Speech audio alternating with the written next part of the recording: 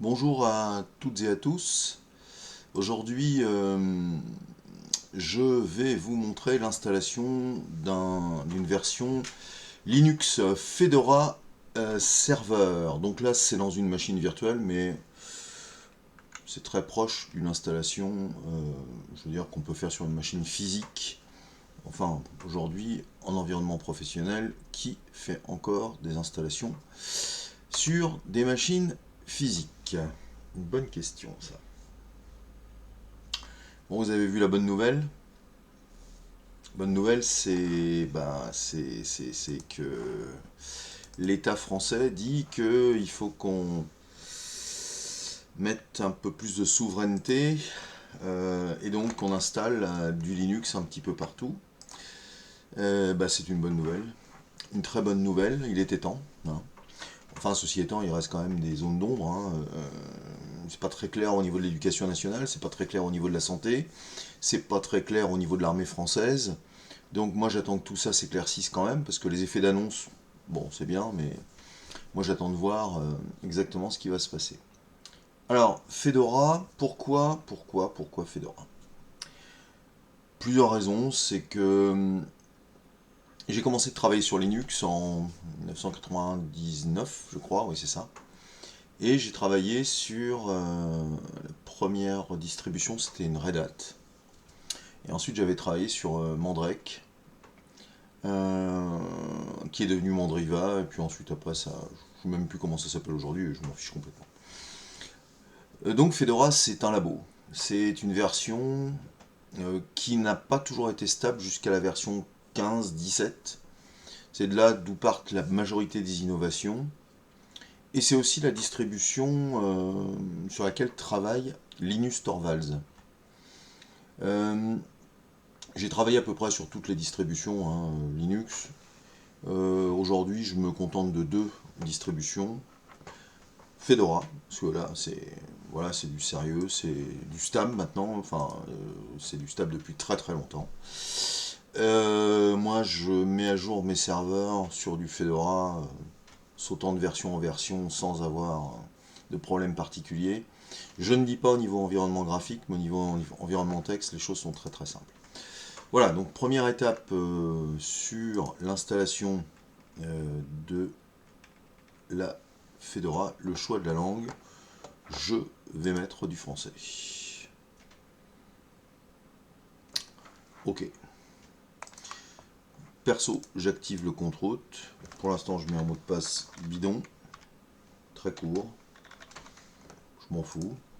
Voilà. Je crée même pas d'utilisateur puisque j'ai pas d'interface graphique, donc je m'en fous complètement.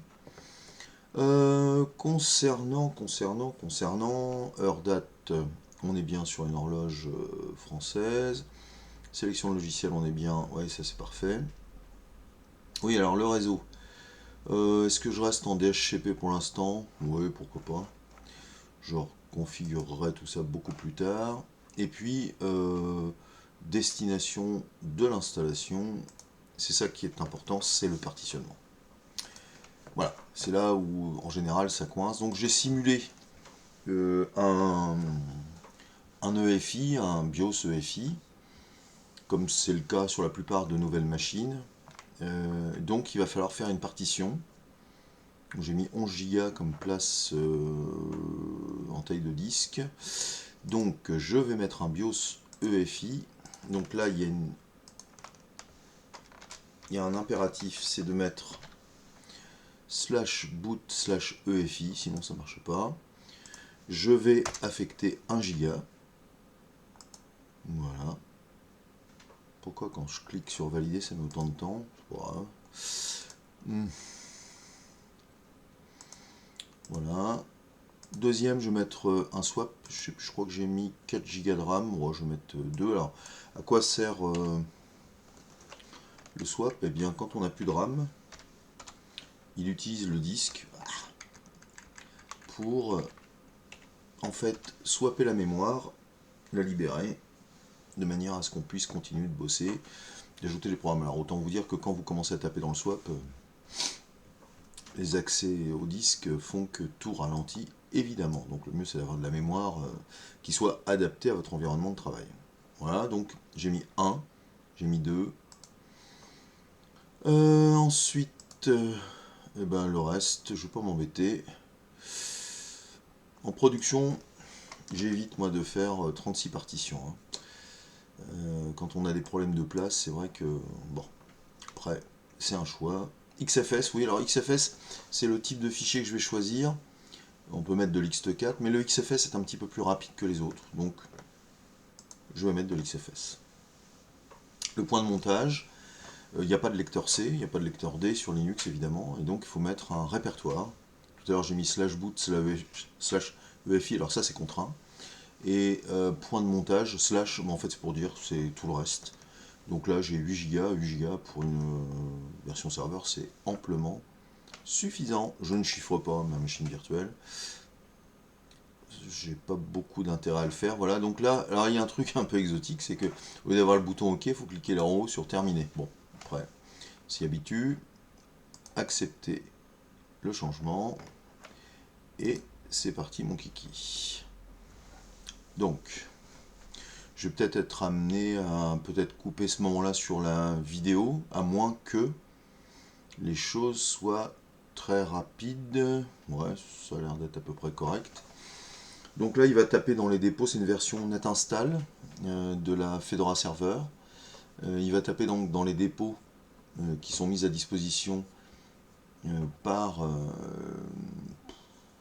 Fedora, on va dire. C'est une communauté, mais il y a beaucoup de gens de Red Hat qui sont dedans. Je vous ai dit, c'est un laboratoire. C'est le laboratoire de Red Hat en réalité. Hein. Systemd, c'est parti de là. FirewallD, c'est parti de là. Cockpit, c'est parti de là. Donc, voilà, il y a beaucoup d'intérêt à travailler sur cette distribution parce que finalement, vous avez un coup d'avance par rapport aux autres. Hein. C'est ça en fait le truc. Et puis la stabilité, je n'en parle pas. Moi, je sais pas quand est-ce que j'ai eu des problèmes. Oui, sur les stations de travail, les mises à jour parfois se passent un petit peu mal. Il y a beaucoup de paquets, il y a beaucoup de choses comme ça. Moi, sur mon. Ça, là, la machine sur laquelle je suis, c'est plutôt ma machine de travail. En revanche, ma machine vraiment perso, je suis sur une Fedora KDE Plasma. Ça marche bien, j'ai pas de soucis particuliers au niveau Logitech, on trouve à peu près tout ce qu'on veut. Ouais, je vais peut-être vous montrer pendant que ça charge le fameux article là, sur le fait que l'État français commence un petit peu à changer de position par rapport à Linux. Il serait temps. Il serait temps, on a pris beaucoup de retard. Il faut que je le retrouve déjà parce que je l'ai vu passer ce matin sur LinkedIn, mais je ne vais pas vous montrer mon LinkedIn. Alors, où est-ce qu'il est? Où est-ce qu'il est? Où est-ce qu'il est? Où est-ce qu'il est? Je les avais vus passer dans les notifications. Qui c'est qui m'a mis ça? Ce matin de bonne heure. Ah oui, évidemment, c'est notre camarade Adrien. Ça va être Adrien, je crois. Il a fait une vidéo. Linux Tricks, ça vous parle? Adrien, c'est peut-être lui qui l'a mis, mais je sais pas où, figurez-vous. Aïe. Je sais pas s'il l'a mis. C'est pas une vidéo qu'il a faite. Ah, sur Twitter. Sur X. Ouais, j'utilise toujours le mot Twitter. Je sais pas vous, mais moi, j'ai toujours pas bien compris, mais. Voilà. Hop. Je rebascule hein, sur l'écran le temps. Mais il faut d'abord que je me connecte et puis j'ai pas prévu le coup. Le temps que ça passe. Et on va un petit peu commenter ensemble justement ça. Parce que Adrien on a fait une vidéo intéressante si vous voulez. Mais moi je suis un petit peu plus circonspect. C'est-à-dire que. Ah, je pense que c'est pas aussi tranché que ça. Enfin en tout cas j'espère que évidemment ça va s'améliorer et qu'on va vraiment avoir une volonté en France. Voilà, c'est ça. Voilà, tout le monde en parle. Alors là, attention, là, ça y est, le gouvernement français a pris la décision de tout remplacer. Pff, on n'en est pas là, on n'en est pas là, on n'en est pas là. On n'en est pas là, sauf que je n'arrive toujours pas à le trouver. Ah, voilà, Adrien. Est-ce que... Ouais, c'est ça. Ouais, c'est ça. Je l'ai. Je vous le passe sur l'écran. Alors, voilà, il est tout content d'annoncer notre camarade Adrien. Bon, il a raison d'être content quand même, hein, mais bon, je suis pas aussi convaincu. Je me méfie beaucoup des effets d'annonce en réalité. Hein. Donc, on verra bien. Tant mieux, si ça se passe, ça se passe. Si vous appréciez mon travail, alors Adrien, c'est un mec, il est intervenant au saisie, comme moi, j'ai pu l'être parce que je ne le suis plus vraiment, mais je ne sais plus si j'ai le lien vers l'article. Alors, je sais que c'était div num, Linux, Windows. Est-ce que on va trouver ça quelque part? Je ne sais pas. News, peut-être? Non, non plus. Bah, je vais aller sur Google.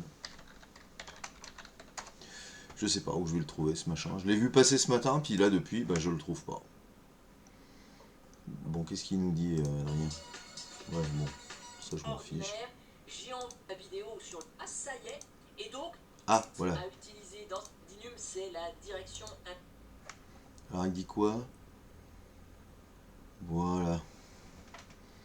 Donc, souveraineté, hop, numérique. L'État accélère la réduction de ce dépenses extra-européennes.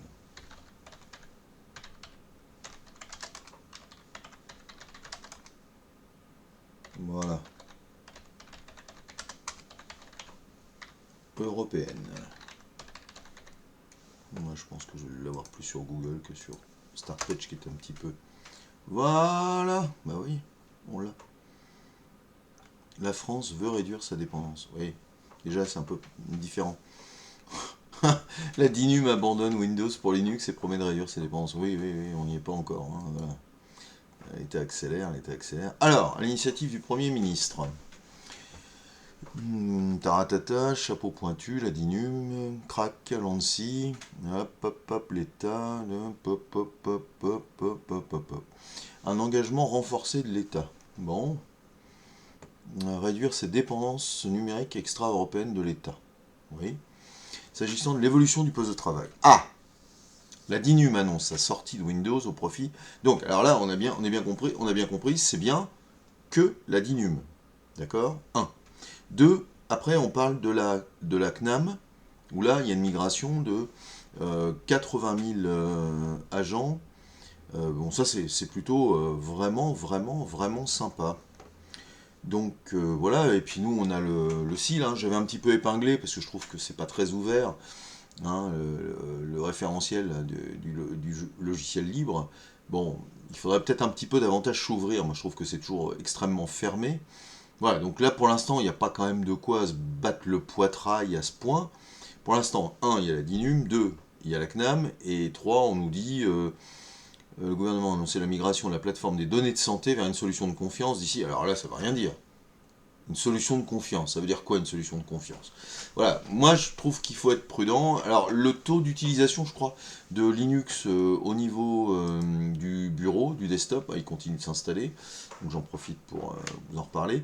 Mais c'est environ, aujourd'hui au niveau du desktop, c'est 5%. Bon, sachant que quand même Android, c'est un noyau Linux sur lequel il y a une surcouche évidemment. Android, voilà, le système de Google. Euh, Moi, ce que je crois fondamentalement, c'est que le problème peut-être n'est plus Linux, Windows, oui peut-être, mais moi je trouve que c'est plutôt la Logitech. La Logitech, moi ce que j'ai du mal à piger, c'est pourquoi on utilise Microsoft Office 365, pourquoi, alors qu'on a des applications de type LibreOffice ou bien Collabora, Office Offline, pourquoi les entreprises avec Nextcloud notamment ne mettent pas en place des solutions hébergées chez eux. Voilà, moi c'est ça qui m'interroge de plus en plus. Je trouve que finalement, c'est peut-être pas le sujet principal dans la mesure où on vient de basculer dans le cloud. Voilà, si on veut vraiment de la souveraineté, ça veut dire qu'il faut qu'on ramène les serveurs dans les entreprises, dans les organisations. Et je pense que compte tenu de l'explosion des coûts qui est liée, ah oui, j'ai vu ça, à la RAM, alors j'ai pas vu quand même si, je sais plus, prix, Barrett, RAM 32 Go, je crois que c'est complètement mais, délirant.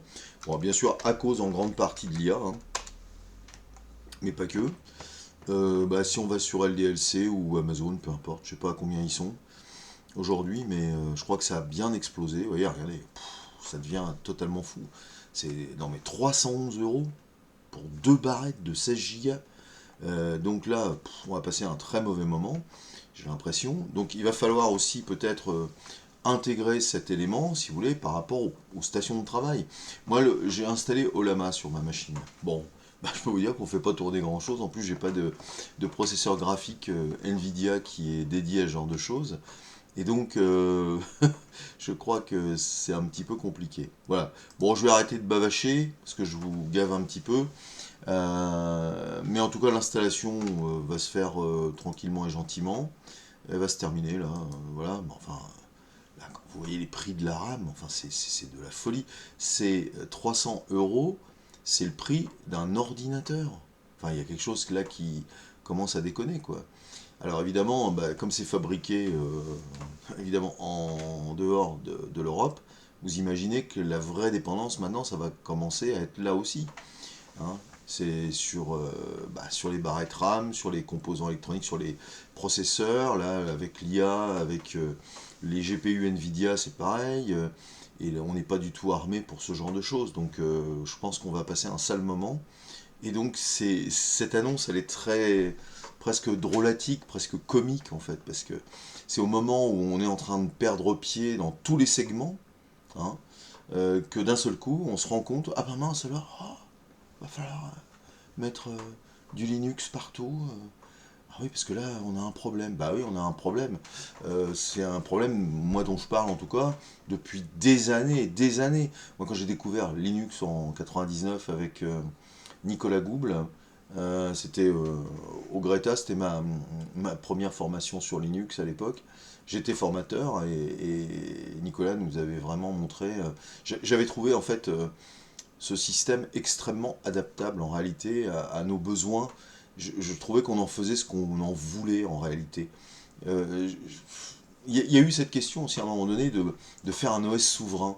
Et puis j'entendais brailler tous les gens, non, ça sert à rien, etc. Bah, ouais, ok. Le Brésil n'a pas attendu, la Chine n'a pas attendu, la Russie n'a pas attendu. Et puis nous, on a dit, oh bah non, on va pas le faire parce que derrière, il y a un tel business, il y a des consultants. Enfin, je veux dire, le libre, hein.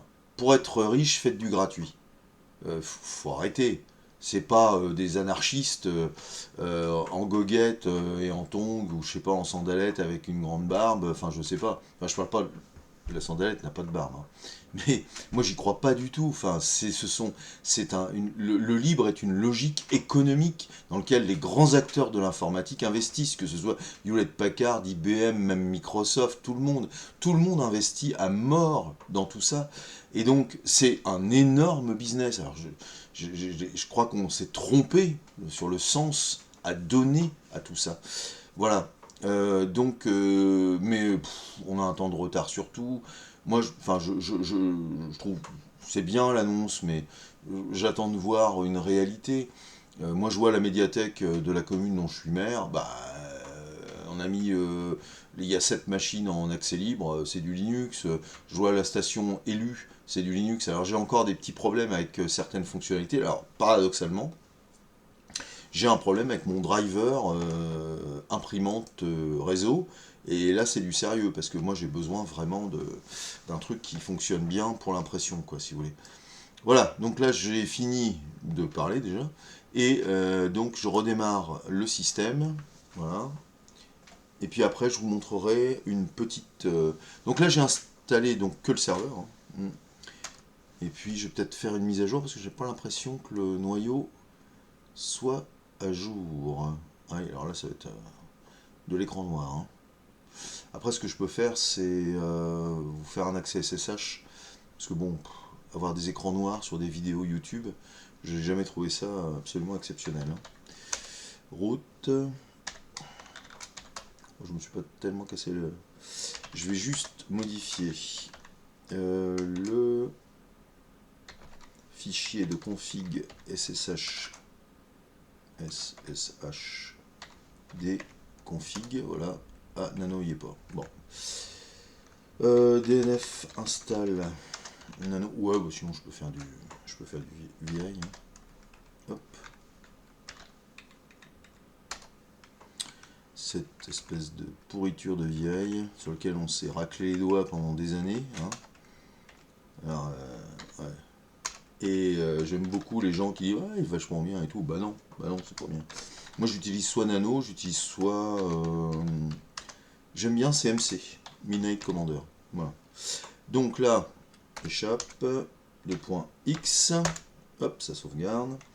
Et je restart ou je reload. Je vais faire un restart de SSH, non, SSHD. Voilà. Donc l'IP, c'est quoi l'IP? Hop, IPA 54. Parfait. Hop. Là, je vous montre. Je vais me mettre avec le camarade Pouty. J'ai dit 54. Hein. Yo. Je vais faire save. Open. Ah oui, il faut que je vous montre. Voilà, donc là, c'est les échanges de clés. Je vous montre la fenêtre. C'est quand même un peu mieux. Hein. Bon, voilà. Bon, là, il y a du cockpit, il y a tout ça. Enfin, bon, bref. Qu'est-ce que je peux vous montrer? Première chose que je fais, moi, en général, c'est je désactive SE Linux. Je suis pas un pro de SE Linux. J'ai un pote qui bosse dans la sécurité qui, lui, connaît ça très bien. Mais moi... Ah, Nano. Je vais encore me retaper VI. Aïe, aïe, aïe, aïe, aïe, aïe. Et puis je vais pas le mettre en enforcing. Je vais le mettre en disabled. Je crois que c'est ça. Où est-ce qu'elles sont les valeurs? Au-dessus. Ouais, c'est ça. Ok. Échappe de point X. Voilà. Et puis je vais peut-être déjà installer Nano. MC peut-être aussi. Ouais. Si vous aimez voilà, des outils qui sont quand même assez sympas pour éditer vos fichiers texte, c'est quand même vachement plus pratique que VI. Bien sûr, VI est très puissant, hein, y a plein de choses, il y a des gens qui savent très bien s'en servir, mais bon, on n'a pas que ça à faire quoi, dans la vie. Hein.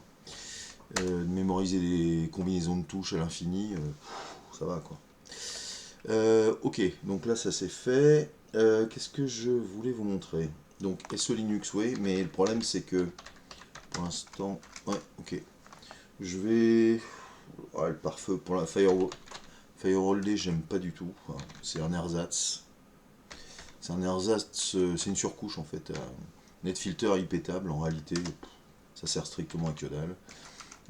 Qu'est-ce que je voulais? Ouais, c'est ça. Disable, moins.